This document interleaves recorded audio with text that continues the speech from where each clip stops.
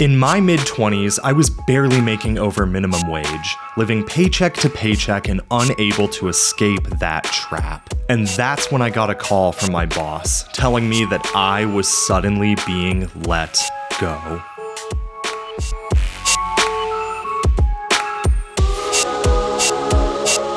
Fast forward a few years, and now I'm making almost $35 an hour. I'm saving over half my paycheck, and I'm finally on an upward financial trajectory. And so today I want to talk about how poverty traps work, how I was able to personally break out of them, and some steps that you can take to do so yourself. Please be sure to like this video and subscribe if you are new. Let's get into it.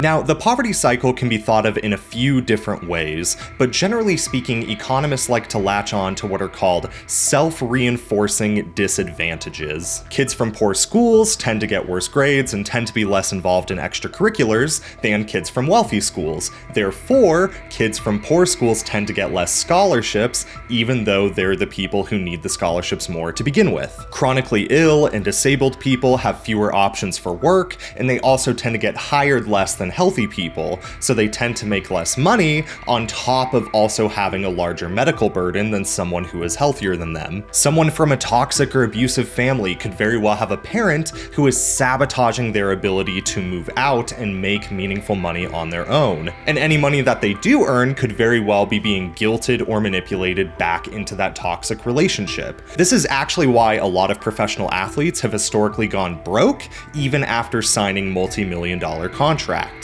Another set of poverty traps that economists like to talk about are called life shocks. Divorce or death of a money-making spouse, unplanned pregnancy, unemployment, eviction, robbery, your car breaking down, and so on. These are all life shocks. But the problem with focusing too much on life shocks is, one, they tend to be really hard to predict, and they also tend to be very subjective. But two, and probably most importantly, is that a lot of people tend to victim blame when somebody is a victim of life shocks, saying, oh, you shouldn't have gotten pregnant. You should have eaten healthier. You should have bought a new car. Oh, you shouldn't have worn that dress on the train.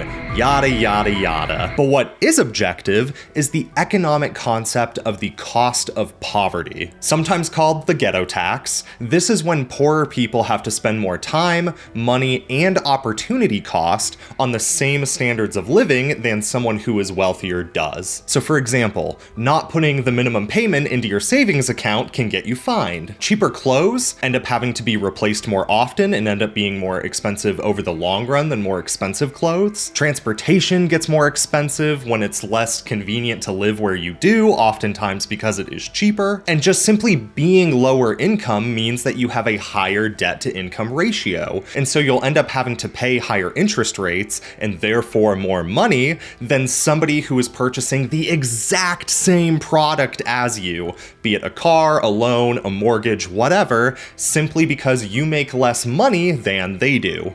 There are thousands of examples of this, and you'll notice that I didn't talk about things like laziness or depression or the color of somebody's skin, because once you experience any of these traps, you become far more likely to experience more of them, and the more of these traps that you experience, the more difficult it is to break out of those cycles of poverty, and therefore the harder it will be to actually secure yourself financial stability.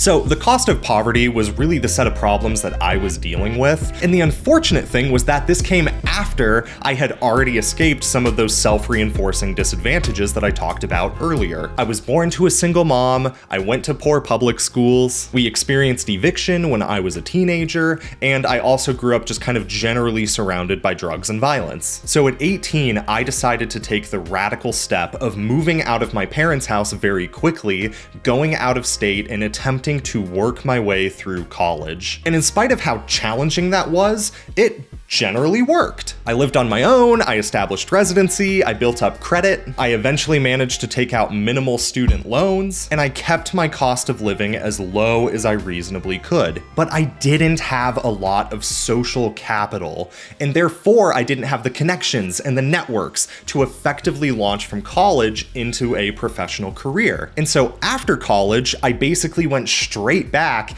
into working low-paying part-time blue-collar jobs that were just paying barely over minimum wage. I won't get too much into it, but this was basically what convinced me that I wanted to research the job market and help other people find financial empowerment. I had already been obsessed with this subject for the last few years, again, because I kind of grew up without that social capital, but graduating back into poverty really was the straw that broke the camel's back for me. Now, long story short, I ended up taking a public service job through the Federal Department of Education that allowed me to work with low-income high schoolers by helping them find employment, scholarships, or just generally getting into college. This was incredibly fulfilling work, and I genuinely had the time of my life working with these kids. But there were 3 problems. The first was that I was still making poverty wages, under $30K with no benefits, which unfortunately is how we treat support staff at schools all across America. But I also started to notice some financial corruption. My position was being funded by the federal government, but the school was not using any of that money to support my role. I was supposed to have a classroom, I was supposed to have counseling support, I was supposed to be able to take kids on field trips, and I did not have access to do any of that. And I eventually ratted them out, which is something that I'll get to here in just a minute. But the third issue that I ran into was the fact that I didn't belong to the majority religion where I was working. So I was at a rural school where one specific church dominated the culture, politics, and kind of social order of the region where I was living. And so even though I never did anything to antagonize my coworkers or the students, I did receive a lot of subtle hate from people because I didn't belong to the majority religion there. So when it came to me ratting out the school for not giving me the money that I was supposed to use for my job, my boss and the principal were very quick to try and get rid of me. I received a call asking me to voluntarily step down. Which, by the way, is a massive red flag that your company is probably committing a crime if they ask you to do that, but I digress. So instead of doing that, I gathered everything: reports, performance reviews, photos of my working conditions,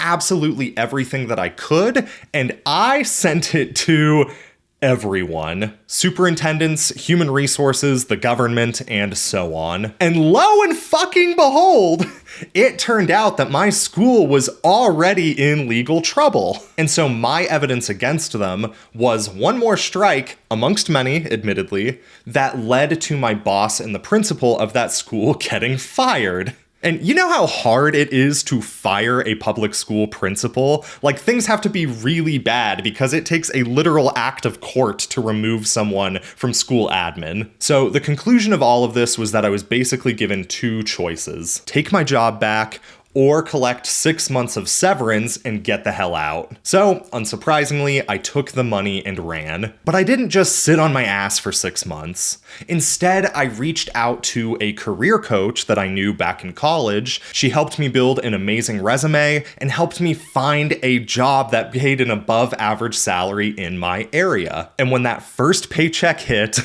I was officially making 3 times as much money as I had before. I immediately paid off my credit card, I bought new clothes. Eventually we moved into a better place, and for the first time, probably in my entire life, I had peace of mind about money.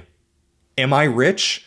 No, I don't even make 6 figures. But having your income triple overnight allows you to actually start doing things like saving money and investing, and doing stuff like posting videos to YouTube outside of my working hours because I'm not stressed about my job all the time. It made all of the difference in the world. So what can you do? Well, that really depends.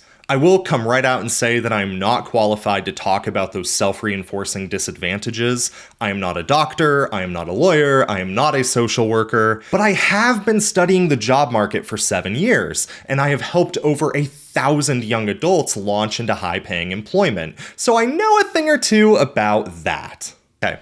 The first thing you want to do is start marketing yourself like a professional. If you have no social capital, then you are not getting a job with a dog shit resume. I've made a long form video on how to develop a professional, aesthetic, well-formatted resume, so please feel free to check that out. I'm not going to go into that in this video, but the main thing with marketing yourself like a professional is remembering these 2 principles. The first is that any experience you have is as good as you can communicate it to somebody else in a way that resonates with them. And the second thing is that your resume, cover letter, elevator pitch, whatever, should be a curated summary of the education, skills, and experiences you have that relate to the job that you're applying to. Employers do not care that you self-identify as a team player or that you played lacrosse in high school. What they want to know is what skills did you use, what responsibilities have you had, and what has been the outcome of the work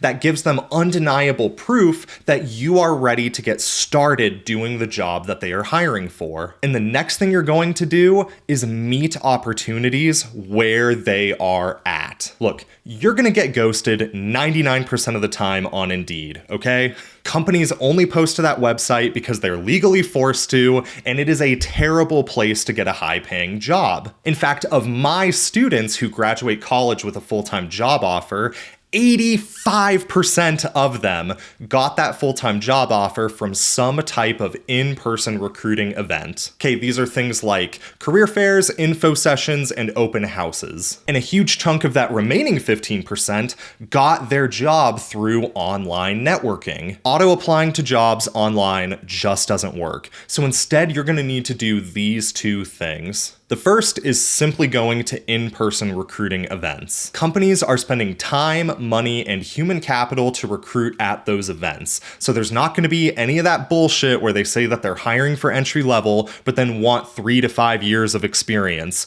No, at a job fair, entry level means entry level. And if it's a job fair that you have access to, then that means that they are genuinely looking to hire somebody like you. Next, start connecting with recruiters on LinkedIn. Recruiters and other talent acquisition staff have a massive incentive to help you get hired at their companies, and they're going to give you the best insights on what you can do to be an effective candidate for those open roles. So connect with them. Maybe they want something specific on a resume. Maybe you should apply on a certain website. You just don't know what the company is going to want, but recruiters do. Now, lastly, I want you to ignore the gurus. Look, if somebody thinks that $10,000 a month isn't a lot of money, then that's not the sort of person you should be listening to about how to escape from poverty. They can probably help you get rich once you're out of poverty, but escaping poverty and becoming rich are 2 fundamentally different things. Okay, you need to appreciate where you are starting from so that you can actually take effective next steps towards whatever your goal is. And if you are in poverty, your next step is not become rich. Okay, your next step is acquiring financial stability. Are you drowning in debt? Learn how to pay it off. Do you need $20K more a year in order to be financially stable? Learn how to get a better job. Okay, gambling with things like crypto and lottery tickets and flipping houses when you don't even have the money to pay the bills is an insanely stupid gamble for most people living in poverty. Look, I know that you want to be rich. Honestly, I would love to be a millionaire too. I really would. But we got dealt a shitty financial hand in life. And it is up to us to take accountability for our circumstances and start making a better life for ourselves. And on that note, story time is over. Thank you for sticking around, and please be sure to like this video and subscribe if you are new. I am rapidly approaching monetization and the ability to take even that much more financial control of my life outside of my traditional 9-to-5. So your support means the world to me. And if you got something out of this video, or if you're interested in these topics, then please be sure to check out one of my other videos where I dive deeper into things like the job market, career advice, and economics. I will see you over there.